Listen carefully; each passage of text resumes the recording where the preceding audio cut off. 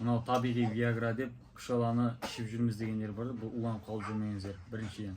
Бұның пайдалары өте жақсы. Бұның кезінде жаңағыдай шаршап келген кезде батырлар ішетін болған, үлкен кісілер ішеді. Әлге дейін үлкен ата әжелер ішеді.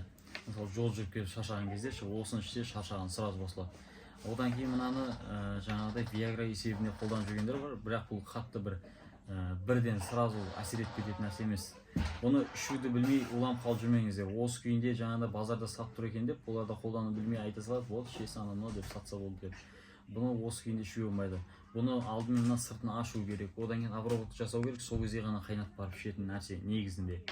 Маған жазсаңыздар WhatsApp-қа, мен қолдану видеосын жіберемін, болмаса осы кімде бар, соның нөмірін жіберемін, содан сатып аласыздар дегенде. Себебі мынау таудікі болады, құмдікі болады. Құмдікі өте жақсы әсер етеді, ал таудікі вообще қатты улы, және оған жолай бермеңіздер. Және де ол таудікі онша жаңағыдай әсері болмайды.